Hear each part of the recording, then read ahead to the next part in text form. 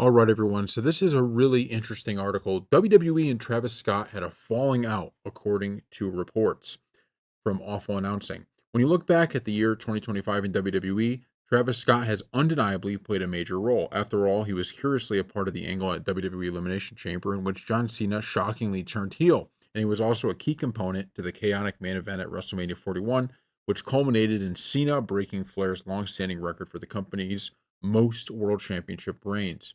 Yet, despite The Rock claiming that sicko mode rapper was training to be a pro wrestler, it doesn't appear that he'll be involved in any storylines, let alone matches anytime soon. According to the Wrestling Observer newsletter's Dave Meltzer, Scott and WWE had a full falling out, with the pro wrestling giant no longer planning to include him as downloadable character in its WWE 2K25 video game as originally planned. Scott and WWE had a full falling out, the nature of which hasn't gotten out yet, but it's why it's open season to knock him, Meltzer wrote of the move. It's not necessarily surprising to learn that WWE and Scott are no longer working together, but the news remains a black eye for WWE, much like the one Scott gave Cody Rhodes at the Elimination Chamber show, nonetheless. Despite being involved in two of its biggest angles of the year, the Houston native hasn't appeared on WWE programming since WrestleMania 41 in April, and now it appears there won't be a payoff to his involvement in the Cena heel turn, which has largely fizzled since receiving mainstream attention when it first occurred in March. Factor in that Dwayne The Rock Johnson also hasn't appeared on WWE airwaves since the Cena heel turn first happened, and it's fair to assume that this storyline hasn't gone according to plan. Then again, this is pro wrestling, and the card is always subject to change. And while that may currently mean a falling out with Scott, he'd hardly be the first high profile figure the company has mended fences with in its history. So, this article, first off, I wasn't shocked by it because I kind of was getting the sense that this was the way the relationship with Travis Scott was going. But the shocking part to me, and to me, the real story here is everything that happened with The Rock. And I want to give a little timeline. And I think actually this channel, the timeline of this channel, gives a lot of insight into how things went. So, January of 2025, when you have the Raw debut, one of the things, my takeaways of that Raw debut on Netflix was I was like, man, it just didn't. It's not that it didn't live up to it, right? It felt like a big show, but it didn't feel. It just kind of felt weird, right? It didn't feel like, oh my god, I was so satisfied with all of these storylines that we either knew were coming or one that ended. Like it just felt like it was okay. A lot of big stars on a show that didn't have the payoff I was looking for, and maybe I was just too overhyped for it, right? I'm willing to believe that. Okay, I get it. Maybe that was the case, but as a lot of people were saying, and we did a few videos on this channel talking about it, there was frustration with the fact that whatever The Rock's kind of, however he was going to be involved with everything, it just didn't make sense. Right now, he was friends with Cody Rhodes. He respected him out of the blue. Then, I was waiting for maybe a heel turn on Roman Reigns or for him to attack Roman Reigns. That didn't happen. They were buddy buddy on that whole thing. So I just looked at it from the standpoint of what's going on here. And then I felt like an idiot because all that happened was The Rock shows up on WWE TV and asks Cody Rhodes to turn heel, asks him to turn heel. And then what happens? Cena turns heel in this magical moment, and The Rock is gloating. He's saying, you got to just trust us. You got to trust us. We know what we're doing. And go back and look at the videos we did. I said, look, I was wrong.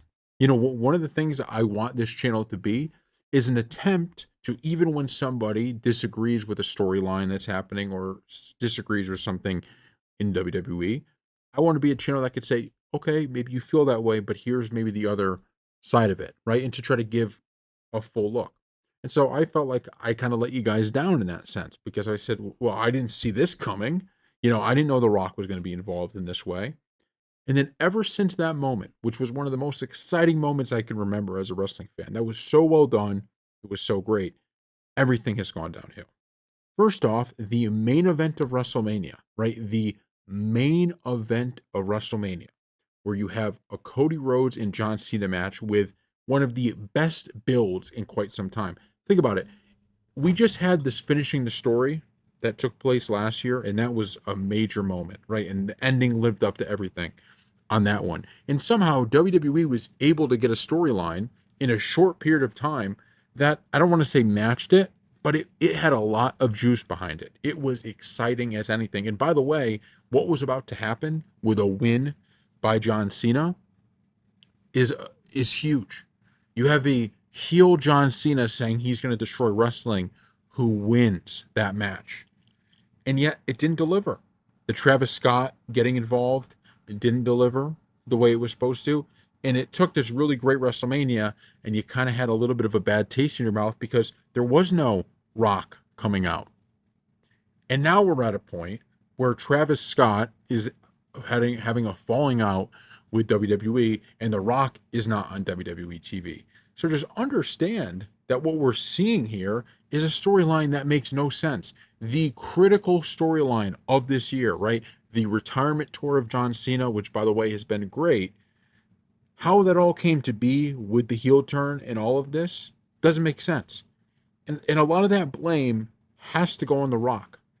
Because if he wasn't going to be involved, then don't be involved. You could have shown up on the Netflix debut. You could have shown up. You didn't have to talk after, Elimination Chamber. None of this stuff, or I guess I don't know if it was after Elimination Chamber, but actually it was Elimination Chamber, right? When the heel turn happened.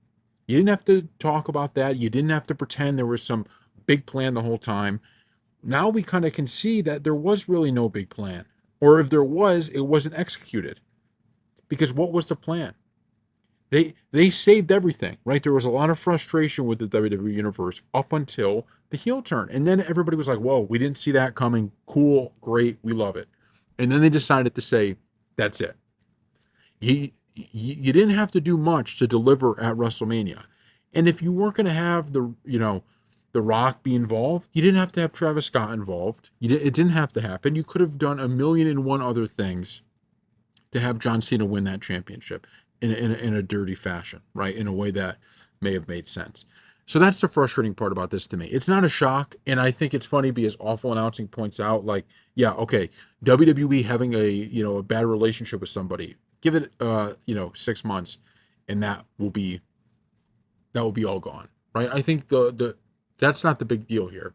The lesson here is if you're going to have your number one storyline of the year, make sure it's with people that are going to be there. Make sure, and look, there's injuries and there's stuff like that that are unforeseen that happen, and you can't control that stuff. But this is all controllable. This is all controllable, how this is going to come to be. And so now, like I said, it's one of those things you could just put your head in the sand and not pay attention to. We could just pretend it never happened, and it's not going to ruin John Cena's farewell tour. But it's just frustrating because there was so much of what this could have been, where The Rock is kind of behind the scenes, controlling this whole thing. I was calling for The Rock, because remember at the beginning of the year, that's when the Bloodline, that was basically the end of that version of the Bloodline. I was calling for The Rock to kind of have his version versus Roman Reigns' version and to have those two fight. We didn't get that. And then I thought, well, we didn't get that, but man, we got this really cool thing. We didn't get this either. And now it appears to me that the Rock versus Roman Reigns match that we've been, kind of waiting for is as far away as it's ever been. And honestly, I understand Rock's a busy guy and all that, but I can't understand how last year Rock gets involved and it tries to change the main event of last year's WrestleMania, right, to become him versus Roman Reigns. And obviously the fans wanted it to be Cody versus Roman, and that's what ended up winning out the day. But now we're all like, yes, that was the whole point. You have Cody finish the story against Roman, and then the next year you have a whole year's worth of build to The Rock versus Roman Reigns. And it doesn't look like we're getting that. It just does not look like we are getting that.